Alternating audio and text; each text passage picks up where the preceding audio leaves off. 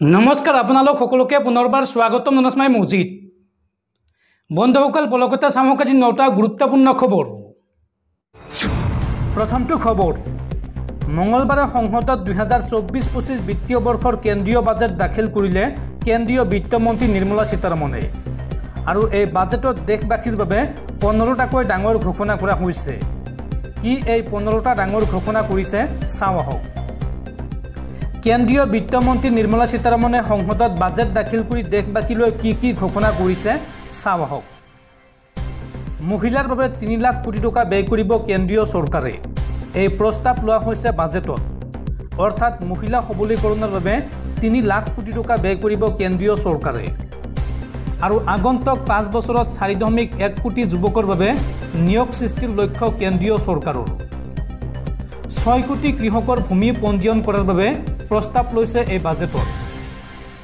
आगंतुक 5 বছৰলৈ কৃষকলৈ বিনামূলীয়া ৰেচন अर्थात যিসকল লোকৰ ৰেচন কাৰ্ড আছে তেওঁলোকে বিনামূলীয়াকৈ চাউল লাভ কৰি থাকিব आगंतुक 5 বছৰলৈ। আৰু PMAYৰ অধীনত 3 কোটি অতিৰিক্ত গৃহ নিৰ্মাণৰ প্ৰস্তাৱ লোৱা হৈছে। अर्थात দেশত নতুনকৈ 3 কোটি দৰিদ্ৰ লোকে লাভ কৰিব চৰকাৰী ঘৰ और 1 कोटी शिक्षार्थीक 10 लाख टका पर्यंत प्रदान करा हबो शिक्षा ऋण।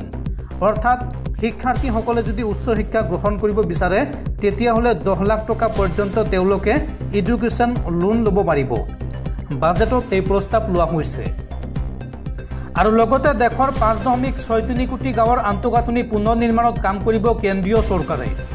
बाजेटत এই কথা घोषणा करा হৈছে।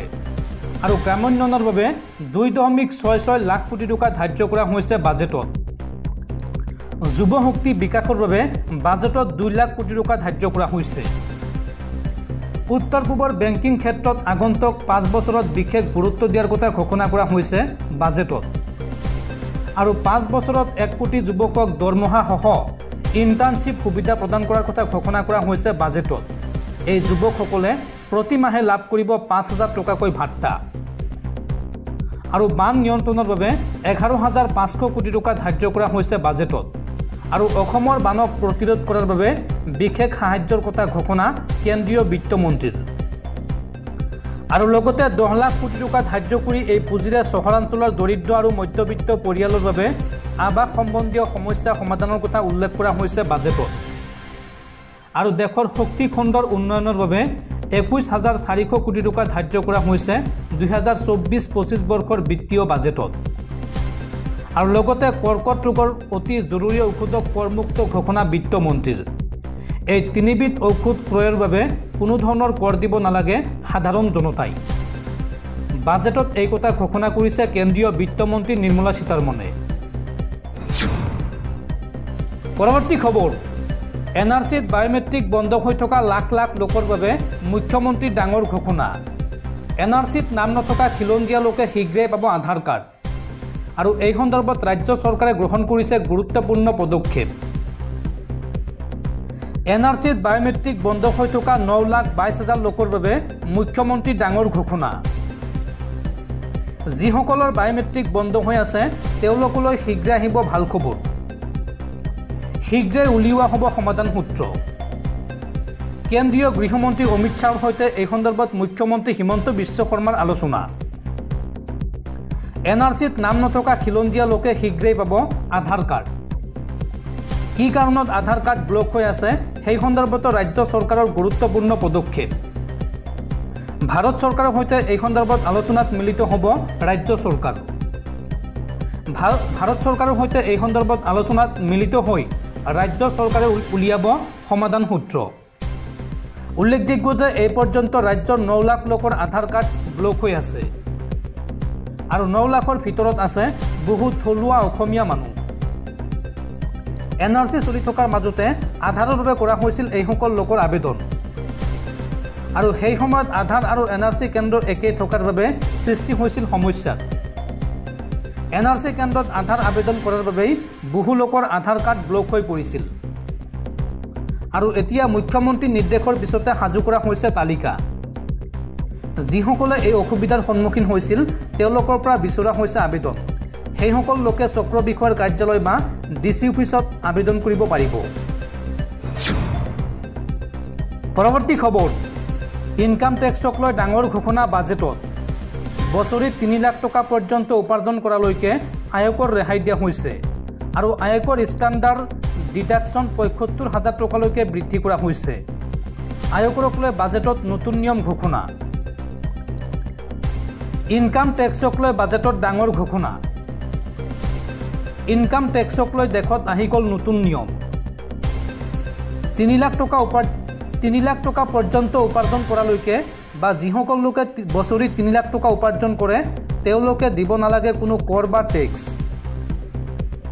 বছৰি 3 লাখ টকা উপাৰ্জনলৈকে ৰেহাই দিয়া হৈছে আয়কৰ আৰু 3 পৰা 7 লাখ টকালৈকে আয়কৰ দিব লাগিব 5% অৰ্থাৎ যিসকল লোকৰ বছৰি উপাৰ্জন 3 পৰা 7 লাখ টকাৰ ভিতৰত তেওঁলোকে 5% টেক্স দিব লাগিব চৰকাৰক আৰু 7 পৰা 10 লাখ টকা উপাৰ্জন কৰা সকলে দিব লাগিব 10% টেক্স লগতে 10 পৰা 12 লাখ টকা উপাৰ্জন কৰা সকলে দিব লাগিব আয়কৰ 15% আৰু 12 পৰা 15 লাখ টকালৈকে উপাৰ্জন কৰা সকলে আয়কৰ দিব লাগিব 20% আৰু 15 লাখৰ ওপৰত আয়কৰ দিব লাগিব 30% 2024-25 বিত্তীয় বৰ্ষৰ বাজেটত এই কথা ঘোষণা কৰা হৈছে দৰ্শকসকল আৰু বহুতো গুৰুত্বপূৰ্ণ খবৰ আছে তাৰ আগতে আপোনাক জনাও যে যদি আপুনি এতিয়ালৈকে এইটো ভিডিঅ'ত লাইক কৰা নাই তেন্তে এতিয়াই ভিডিঅ'টোত লাইক কৰি দিয়ক আৰু এনেকুৱা ধৰণৰ ভিডিঅ'সমূহ নিতৌ চাবলৈ চেনেলটো সাবস্ক্ৰাইব কৰি কাষত থকা বেল আইকনটো প্ৰেছ কৰি ৰাখক পৰৱৰ্তী খবৰ ৰাজ্যৰ লাখ লাখ নিবনুৱা যুৱক যুৱতীলৈ ভাল খবৰ এইবাৰ ইণ্ডিয়া পোষ্ট অৰ্থাৎ ডাক বিভাগত ওলাইছে ৪৪,০০০ৰো অধিক পদ আৰু এই পদত মেট্ৰিক পাছ কৰা সকলেই বা মেট্ৰিক পাছ কৰিলেই কৰিব পাৰিব আবেদন 5 আগষ্টৰ পূৰ্বে কৰক আবেদন ৰাজ্যৰ লাখ লাখ নিবনুৱা যুৱক যুৱতীৰ বাবে ভাল খবৰ 10ম শ্ৰেণী উত্তীৰ্ণৰ বাবে আহিছে সোণালী সুযোগ ডাক বিভাগত ওলাইছে ৪৪,২২৮টা পদ একেলগে মুকলি হৈছে ৪৪,২২৮টা পদ আৰু এই পদৰ বাবে নিম্নতম শিক্ষাগত অৰ্হতা 10ম শ্ৰেণী উত্তীৰ্ণৰ পৰাই কৰিব পাৰিব আবেদন 15 জুলাইৰ পৰা 5 আগষ্টৰ ভিতৰত কৰিব লাগিব আবেদন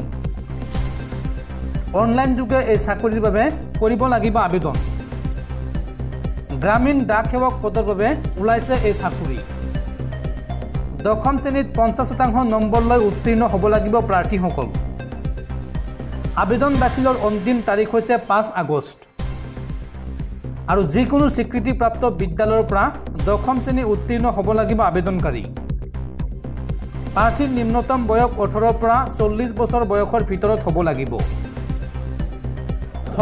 সংৰক্ষিত শ্ৰেণীৰ বাবে প্ৰাৰ্থীয়ে ৰেহাই পাব বয়সৰ সময়সীমা এই সন্দৰ্ভত অধিক তথ্য জানিবৰ বাবে বা অনলাইনত আবেদন কৰিবলৈ আপোনালোকে ভিজিট কৰক indiapost.gov.in এই ৱেবছাইটৰ জৰিয়তে সবিশেষ তথ্য জানিব পাৰিব লগতে অনলাইনত আবেদন কৰিব পাৰিব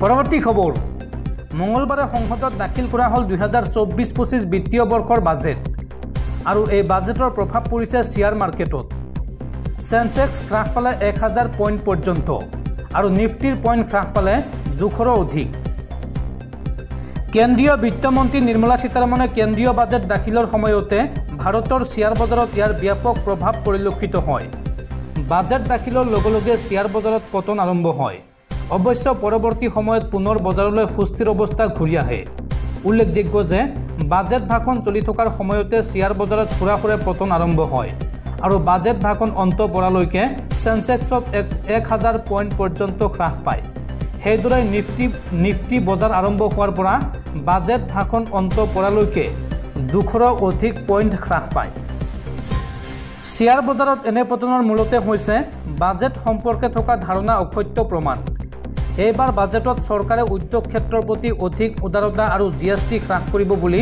আশা কৰা হৈছিল কিন্তু বাজেটত দেখা গ'ল কেৱল সোণ ৰূপকে ধৰি মাত্ৰ কেইপটমান সামগ্ৰী আৰু নিৰ্ধাৰিত ঔষধৰ মূল্য হ্ৰাসতে সীমাবদ্ধ থাকে ফলত শ্বেয়াৰ বজাৰত ইয়াৰ প্ৰভাৱ পৰে ইয়াৰ উপৰি আয় কৰতো কোনো ৰেহাই পৰিলক্ষিত নহ'ল ফলত মধ্যবিত্তীয় লোকসকলৰ একাউণ্ট বৰ বেছি ধন জমা হোৱাটো জমা নোহোৱাটো নিশ্চিত হৈছে। অৰ্থাৎ এই সকল লোকে খৰচ কৰিবলৈ তেওঁলোকৰ হাতত অধিক ধন নাথাকিব। এনে বহু কাৰণত আজি শ্বেয়াৰ বজাৰত পতন হোৱা পৰিলক্ষিত হৈছে। পৰৱৰ্তী খবৰ, পুনৰ অনুষ্ঠিত নহয় নিট ইউজি পৰীক্ষা। প্ৰশ্নকাকত ফাদিলৰ পিছত মেডিকেলৰ প্ৰৱেশ পৰীক্ষা বিচাৰি উচ্চতম ন্যায়ালয়ৰ দ্বাৰস্থ হৈছিল শিক্ষাৰ্থী। আৰু দুই পক্ষৰ শুনানি গ্ৰহণৰ পিছত নিট ইউজিৰ পৰীক্ষা পুনৰ অনুষ্ঠিত কৰা সম্ভৱ নহয় বুলি ৰায়দান দেশৰ উচ্চতম ন্যায়ালয়ৰ। পৰৱৰ্তী খবৰ, মৰিগাঁও পক্সো আদালতৰ ঐতিহাসিক ৰায়দান। নাবালিকাৰ সৈতে কুকাণ্ড কৰা এইগৰাকী সবিন দাসক 20 বছৰৰ সশ্ৰম কাৰাদণ্ড আদালতৰ। নাবালিকা ধৰ্ষণৰ অপৰাধত সবিন দাসক শাস্তি আদালতৰ। আদালতে 20 বছৰৰ কাৰাদণ্ড বিহিলে সবিন দাসক আৰু কাৰাদণ্ডৰ লগতে 10,000 টকাৰ জৰিমনাও বিহিছে আদালতে।